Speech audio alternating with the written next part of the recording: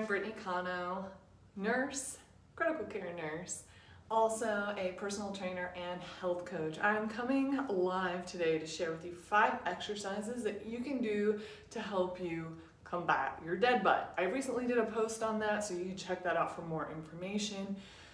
We can get dead butt from sitting too much, which as Americans, a lot of us are sitting way too much.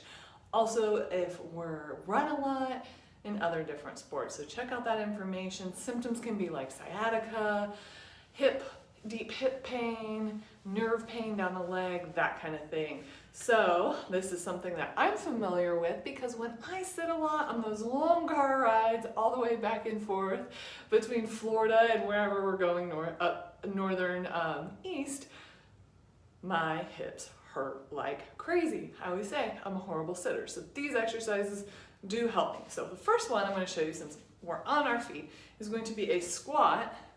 So sitting back as though you're sitting in a chair and raising the leg out to the side. So you can't see me because I have long legs, but go ahead and squat and lift. So the side of the ankle is pointed upward, my toes stay forward. So I'd recommend starting with maybe 10 each side. If this is really easy, you can also put a band around your ankles and lift, and you're gonna have more resistance. So squat with a side leg lift. Next thing we're gonna do is we're gonna come on down to all fours. This is one where people tend to lean over to one side and drop their neck down and look in between their legs, or turtleneck.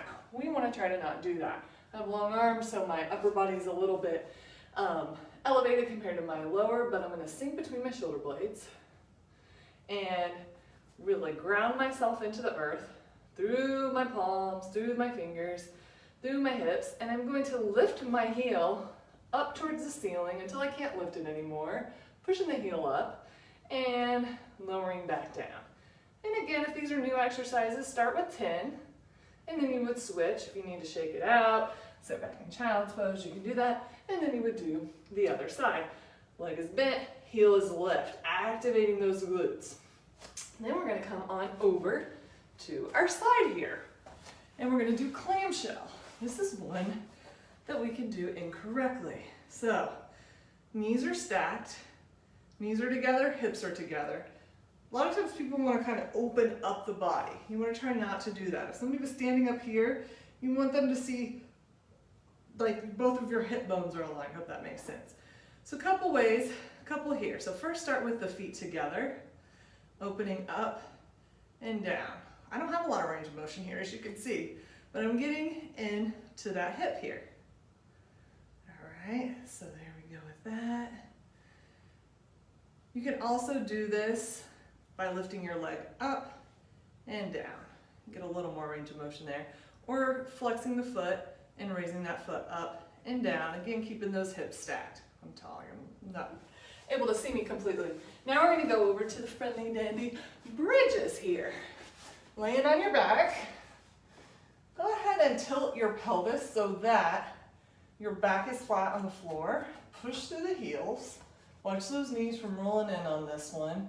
You're going to roll up one vertebrae at a time. Raise those hips up as high as you can. Squeeze the butt cheeks. Release and lower. Squeeze, hold, and lower. You can also, with this one, roll out to the side of the feet. You get a little more action on the hips there. So raise, out, in. And another one that I like to do, we want to activate the inside of the thighs there. So feet are glued together, not apart. Feet are glued together. Knees are glued together. You're going to push your back onto the mat. So you have that pelvic tilt there. Make sure you're breathing, that's also very important. And you go, it's a little move, but I'm telling you, you'll feel this. Squeeze your butt cheeks, squeeze your inner thighs, engage your pelvic floor like, I'm holding my pee, and release. And do it again. It's a little movement, but we a lot of times don't get into these inner thigh muscles, and that can also make your dead butt worse. If you found this video helpful, if you're having some hip issues, pain down your thigh, sciatica issues, try these exercises. Another thing that I recommend is Egoscue. It's awesome for those kind of issues as well. Have a great day.